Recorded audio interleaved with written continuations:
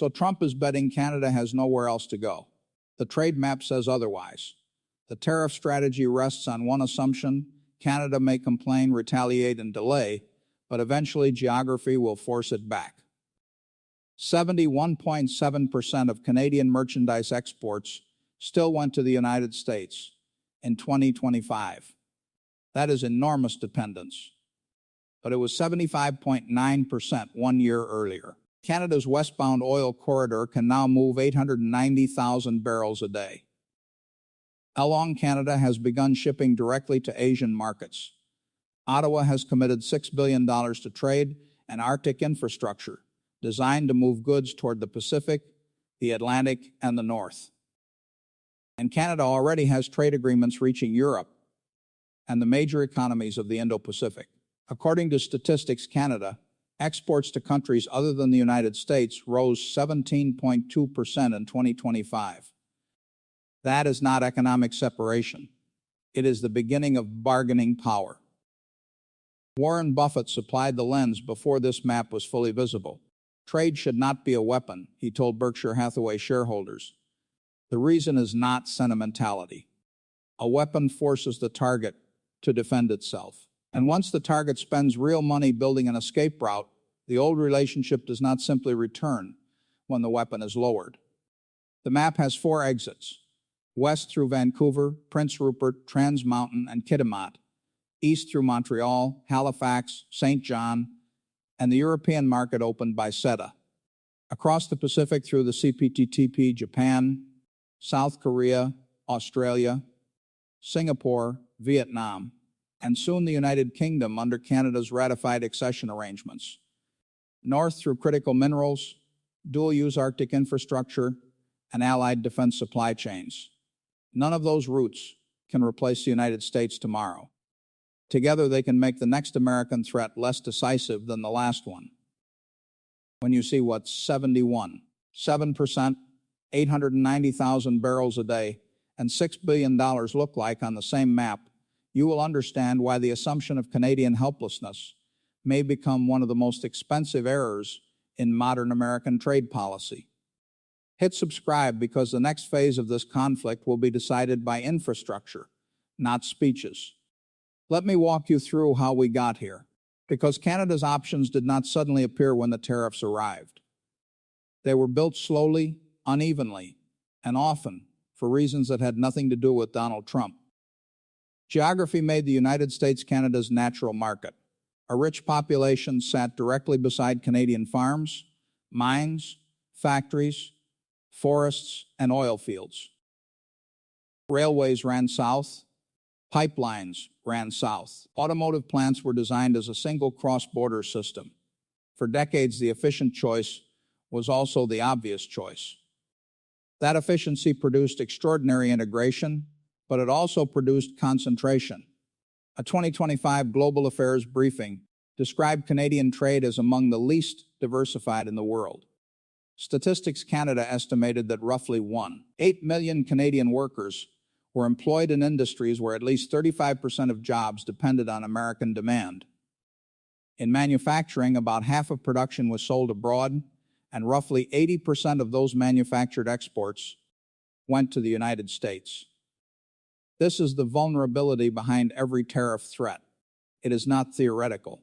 It reaches machine operators in Windsor, aluminum workers in Quebec, potash producers in Saskatchewan, oil workers in Alberta, forestry towns in British Columbia, and retirement portfolios across the country. Washington looked at that structure and saw leverage. The larger market could impose costs and weight. Canada could retaliate, but a symmetrical trade war between unequal economies would always place more pressure on the smaller side. The tariff strategy, therefore, treated 75.9% dependence almost like a law of nature. Canada might sign agreements elsewhere. It might announce missions to Europe or Asia. But when the factories needed orders and the provinces needed revenue, the United States would remain the only buyer large enough, close enough, and familiar enough to matter. That reading was understandable. It was also incomplete. While the public argument focused on tariff rates, Canadian infrastructure had already begun changing the physical map. The Trans Mountain expansion entered service in May 2024, increasing capacity from roughly 300,000 to 890,000 barrels per day, and giving Western Canadian crude direct access to tidewater. The Canada Energy Regulator reported that the expansion increased Western tidewater export capacity by about 700%. The system averaged 82% utilization from June 2024 through June 2025, while long-term committed capacity was essentially full. Oil that once had one dominant route now had access to Washington State, California, and Asia. Then LNG Canada entered production. Its first shipment left British Columbia for Asian markets in June 2025. The facility targeted 14 million metric tons annually in its first phase, with expansion plans capable of increasing that scale. This mattered because natural gas had long been trapped by continental pipeline geography. Liquefaction turned a North American commodity into a seaborne one. Japan and other Asian partners were no longer abstract names in a diversification strategy. They were destinations printed on shipping documents. The legal map was changing too. Canada had CETA with the European Union and the CPTPP across the Pacific. Global Affairs Canada notes that Canada is the only G7 country with free trade access spanning the Americas, Europe, and the Asia-Pacific. The CPTPP originally covered 11 countries representing 495 million people and $13.5 trillion in combined GDP, and Canada ratified the United Kingdom's accession in July 2026, with entry into force between Canada and Britain scheduled for September 1, 2026. CETA connected Canadian exporters to the European Union, Canada's second largest trading partner. These agreements did not eliminate distance, port congestion, certification costs, or commercial risk. They eliminated a large part of the legal barrier. Then came the policy money. Budget measures established a $5 billion Trade Diversification Corridors Fund and a $1 billion Arctic Infrastructure Fund. $6 billion in total, directed toward ports, railways, roads, airports, bridges, northern routes, and dual-use infrastructure.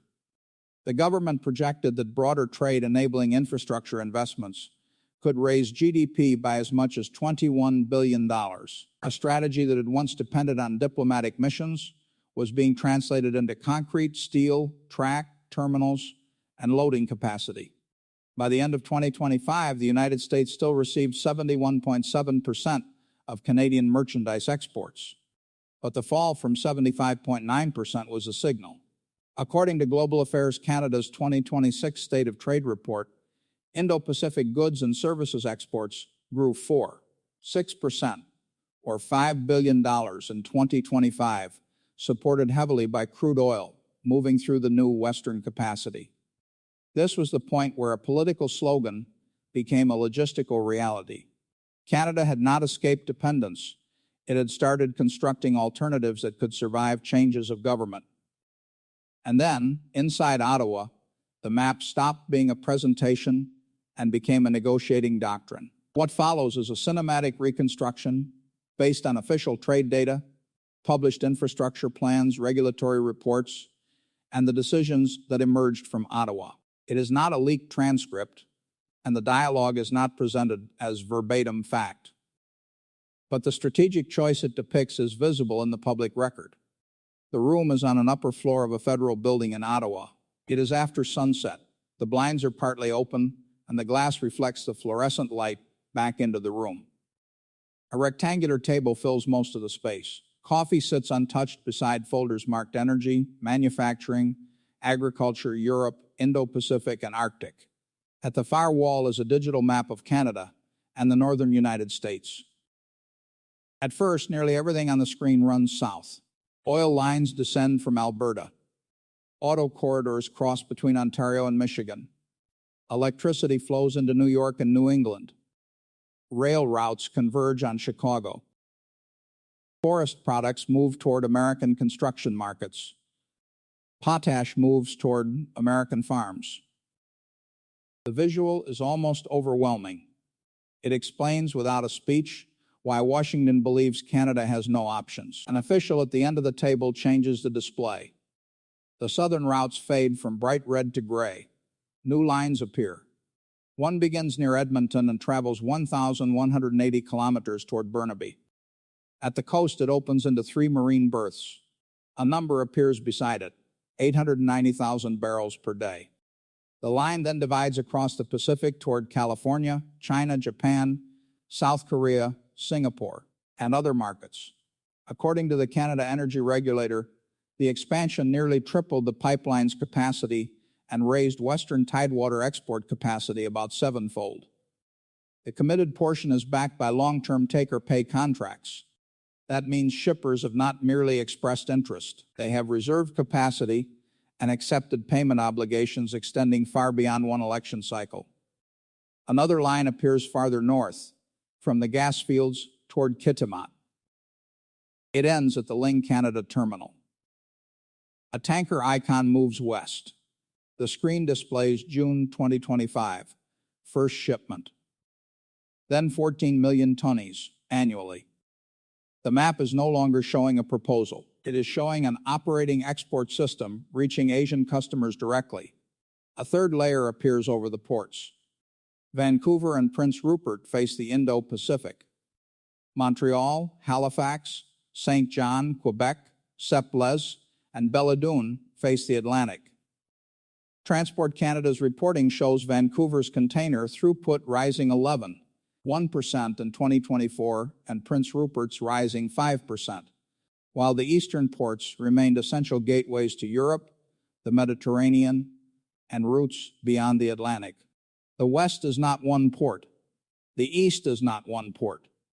The trade map is a system of gateways with different commodities, rail links, ice conditions, labor risks, and destination markets. Then the legal agreements are projected over the physical routes.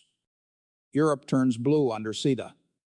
Japan, Australia, New Zealand, Malaysia, Singapore, Vietnam, Brunei, Chile, Peru, Mexico, and other CPTPP partners turn green. South Korea appears under its own agreement.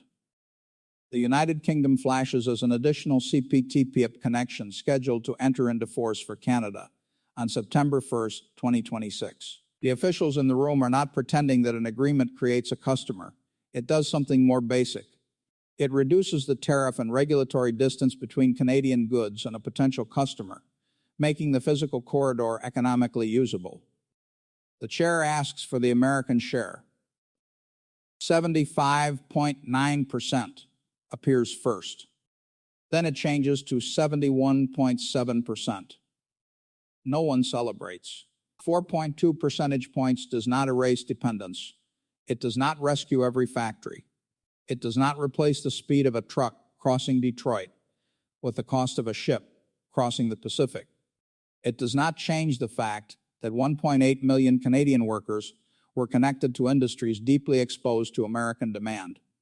But the room understands what the number represents. The United States received fewer Canadian exports in 2025, while non-American destinations received more. Merchandise exports outside the United States rose 17.2%. Total trade with non-American partners increased from $484 billion to $553 billion.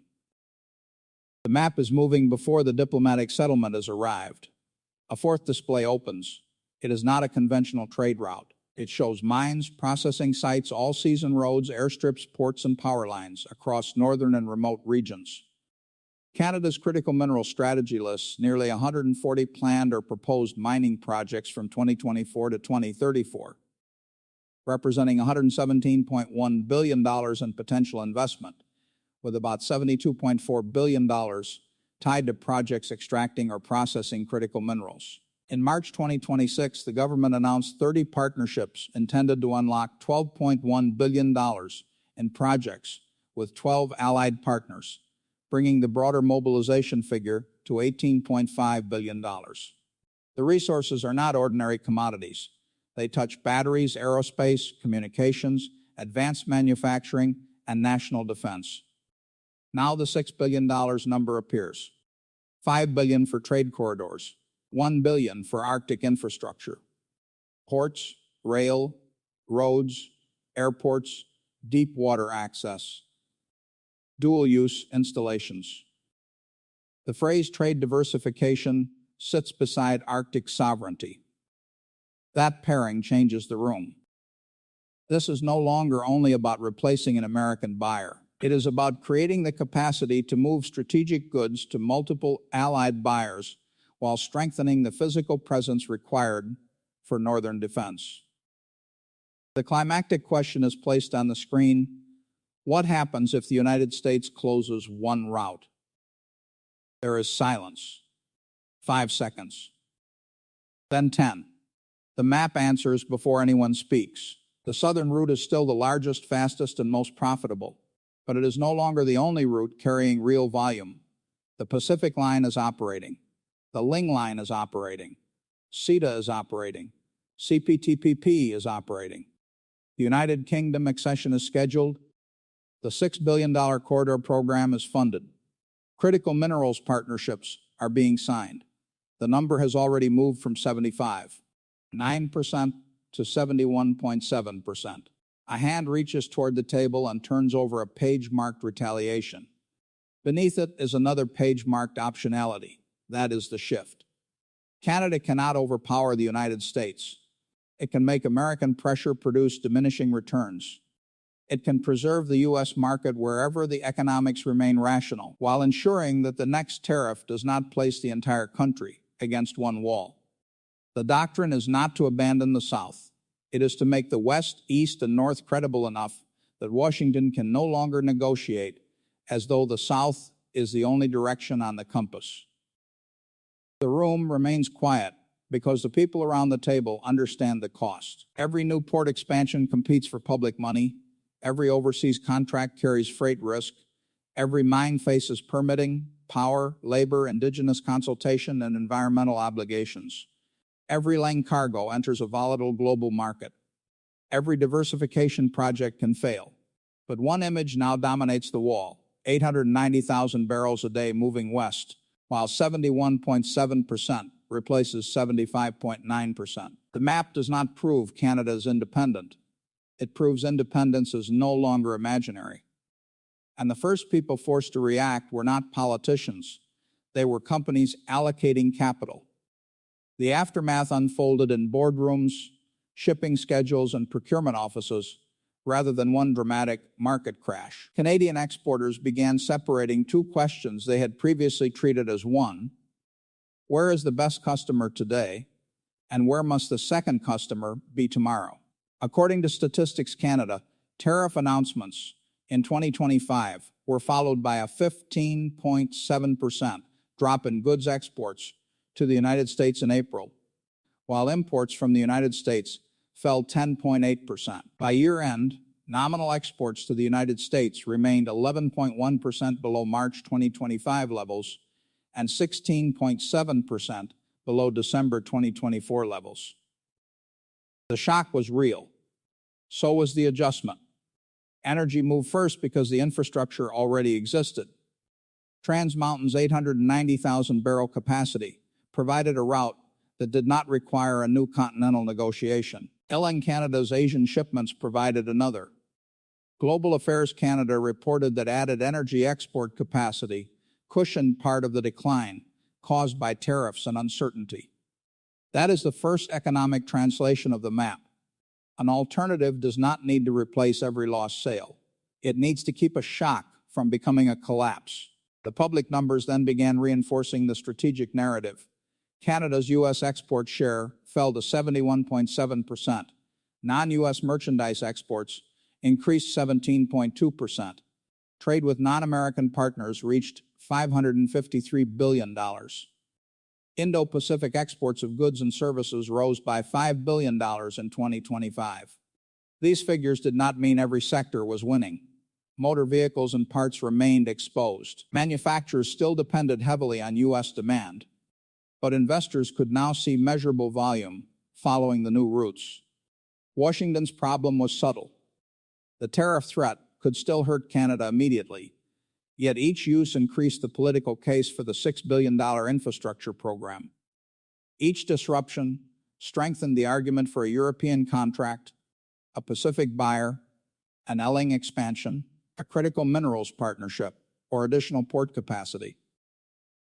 The instrument was producing the precise opposite of its long-term objective. A policy designed to prove that Canada had no options was helping Ottawa justify the expense of creating them. American businesses felt the other side. Governors from 6 U.S. states invited Canadian provincial leaders to discuss the impact of the tariffs. The invitation reflected an uncomfortable reality. Canada is not merely a foreign seller. It is a major customer for American farmers and manufacturers, a supplier of energy and industrial inputs, and part of deeply integrated state-level economies. National leverage can become local damage. The institutional backdrop also deteriorated. The 2026 review of the Continental Trade Agreement introduced uncertainty over rules of origin, sectoral treatment, and the durability of tariff-free access. Companies evaluating a plant with a 20-year life had to consider whether the rules might change after 5. That uncertainty functions like a cost even before a tariff is charged. It appears in required returns, delayed construction, duplicated supply chains, and lower valuations. And then the political contrast sharpened. Washington continued speaking in the language of leverage. Ottawa increasingly spoke in the language of resilience, sovereignty, corridors, and strategic industries. One side counted immediate concessions. The other counted routes. That is when Warren Buffett's framework becomes more useful than any partisan interpretation. Buffett has never argued that trade must be naive, unbalanced, or defenseless. His point is that prosperity is not a fixed pile divided between winners and losers. At Berkshire Hathaway's 2025 meeting, he warned against using trade as a weapon and argued that the United States becomes safer and more prosperous when other countries prosper too. That is the first principle of the Buffett Lens. A customer with money is an asset, not a defeat. The second principle is optionality. Berkshire's immense cash reserves have often been criticized when markets are rising because unused cash appears inefficient. Buffett accepts that cost because liquidity becomes power when conditions change. Canada's trade map works the same way. A Pacific port, an Atlantic agreement, spare pipeline access, an LNG terminal, or a second certified buyer may appear more expensive than the simplest north-south transaction. But when Washington turns the simplest route into a political instrument, the value of the alternative rises immediately. The 890,000-barrel Trans Mountain system is a physical option. Canada does not have to send every barrel to Asia.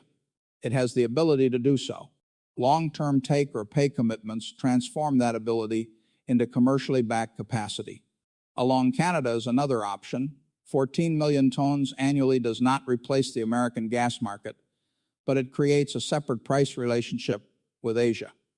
CETA and CPTPP are legal options. The $6 billion corridor strategy is an option on future capacity. The decline to 7% is the first evidence that those options are being exercised. The third principle is that price and value are not the same. The United States can calculate the tariff rate collected at the border. It cannot easily calculate the lifetime value of the customer relationship that moves elsewhere. A Canadian grain exporter who signs a 3-year contract in Asia may return some volume to the United States later, but the Asian buyer now exists. A Japanese utility that receives Canadian LNG develops operational knowledge, shipping arrangements, and commercial relationships. A European manufacturer that qualifies Canadian critical minerals creates a supply chain designed to survive. The visible tariff revenue may be measured monthly. The lost relationship compounds quietly. In more than 60 years of buying businesses, allocating capital, and watching managers respond to pressure, Buffett's recurring advantage was patience. He did not need every negotiation. He needed the right terms and the ability to walk away. Canada cannot walk away from the United States. That would be economically destructive. But it can walk away from the most punitive version of a particular transaction if another buyer, route, or agreement exists. That distinction is everything. Dependence means accepting terms because there is no practical alternative. Interdependence means both sides understand that breaking the relationship harms them. The old North American system was interdependent, but the tariff strategy attempted to price it as Canadian dependence. The map reveals the error. Canada's exposure is larger, but America's exposure is distributed through states, sectors, suppliers, energy costs, customers, and defense relationships. The asymmetry is real. Helplessness is not. Buffett's philosophical authority rests on a simple business truth. Never confuse a powerful customer with a captive supplier. A captive supplier spends every available dollar trying to stop being captive. The more openly the customer exploits the relationship, the easier it becomes for the supplier's board, workers, lenders, and government to approve the cost of escape. Think about the irony. Trans Mountain was controversial, expensive, and politically divisive. Under stable U.S. trade, critics could ask why Canada needed 890,000 barrels a day of westbound capacity. Tariff pressure answered the question. Ailing infrastructure carried financial and environmental controversy. Trade instability increased its strategic value. The $6 billion corridor program required public spending. American unpredictability supplied the justification. The pressure campaign did not merely encounter Canadian options. It increased their political return. Buffett's verdict, stated through the logic of his career, is devastating. Leverage that finances the other side's exit is not leverage being preserved. It is leverage being liquidated.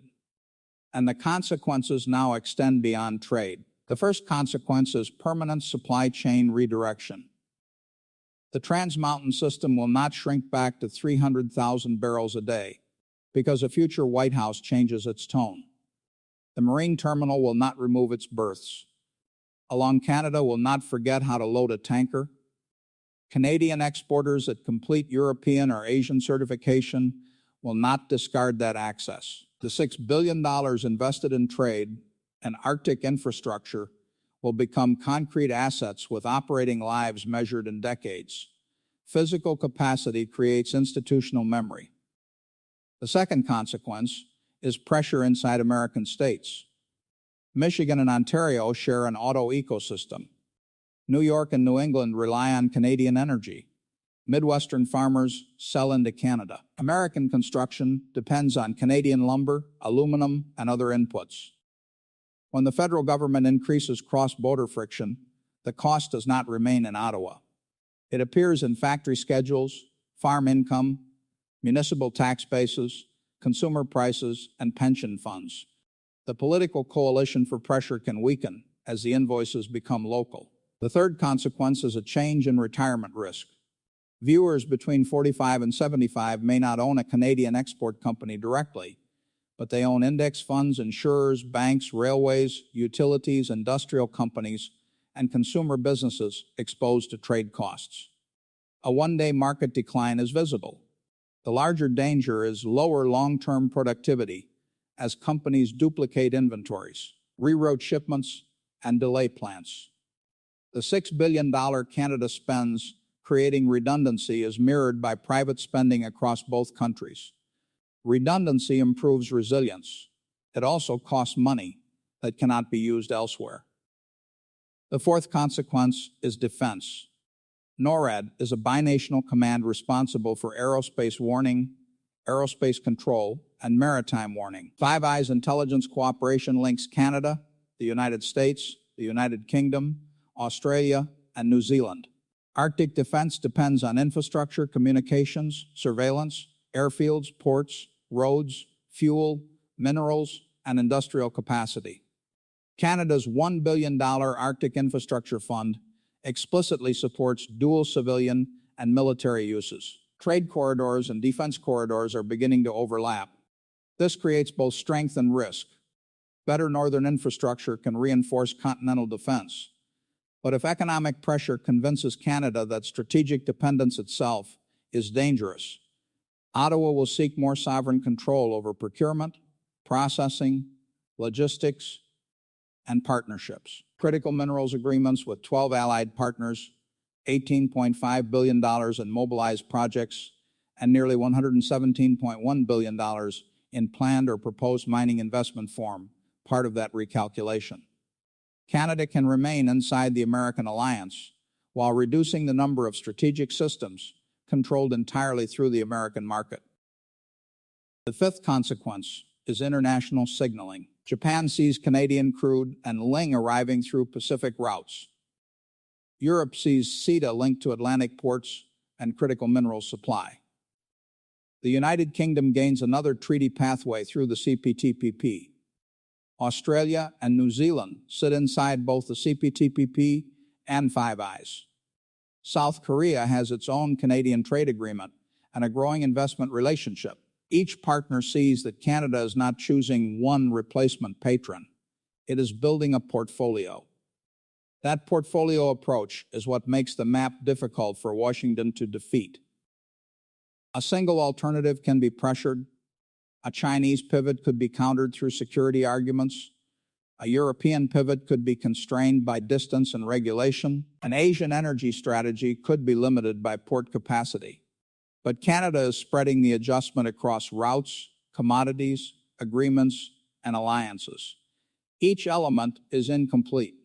Together, they reduce the chance that one American decision can close every exit simultaneously.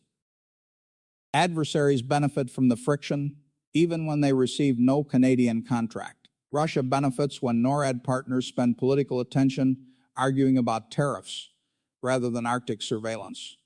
China benefits when Western governments distrust one another's supply reliability. Neither needs Canada to leave the Western alliance. They need the alliance to become more expensive, slower, and less confident.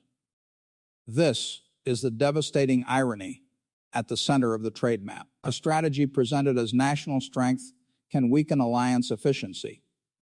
A policy intended to pull production toward America can push allied governments to subsidize alternative ports, mines, energy routes, and procurement systems. A threat designed to prove Canada has no options can create the domestic coalition required to fund $6 billion worth of them. When stress is applied to a structure from one direction, the structure can compensate. When stress arrives through tariffs, treaty uncertainty, industrial policy, defense procurement, and political rhetoric at the same time, every part of the system begins carrying loads it was not designed to carry. The danger is not an immediate collapse. It is a gradual redesign in which the United States remains central but becomes less trusted, less automatic, and less difficult to replace at the margin. 71.7% is still dependence. 890,000 barrels a day is still only one commodity route. $6 billion is still small compared with the scale of continental trade. But those three numbers belong in the same sentence because they describe direction. The concentration is falling. The capacity is operating. The public money is committed. And direction, sustained long enough, becomes structure. Canada does not possess a painless escape from the United States. The American market remains too large, too close, and too integrated to replace. Workers will still lose shifts when tariffs strike. Manufacturers will still struggle when parts cross the border repeatedly. Canadian households will still pay for slower growth and duplicated infrastructure. The trade map is not proof that geography no longer matters. It is proof that geography is more than one border. There is a Pacific coast facing the world's fastest growing region. There is an Atlantic coast facing Europe. There is an Arctic connected to sovereignty, minerals, and defense. There are trade agreements spanning the Americas, Europe, and the Indo-Pacific. There is a pipeline moving 890,000 barrels a day. There is an LNG terminal sending Canadian gas west. There is a $6 billion infrastructure commitment, turning political intent into steel and concrete. And there is a dependence ratio that has already moved from 75.9% to 71.7%. The philosophical error is confusing dominance with permanence. America has leverage because Canada values the relationship. But every time that value is converted into a threat, Canada is given another reason to insure itself. Insurance appears wasteful until the day it is needed. After that day, no responsible board cancels the policy simply because the storm has paused. The Buffett Lens makes the verdict clear. The strongest negotiator is not always the party with the largest market. It is the party that can wait, preserve capital, and refuse the worst terms without destroying itself. Canada is not there yet, but the map shows it moving in that direction: one port, one contract, one agreement, and 1 percentage point at a time. Watch 71.7%. Watch 890,000 barrels a day. Watch where the $6 billion is poured. Those are not talking points. They are the coordinates of the next negotiation. The map is already changing. Washington's leverage will change with it.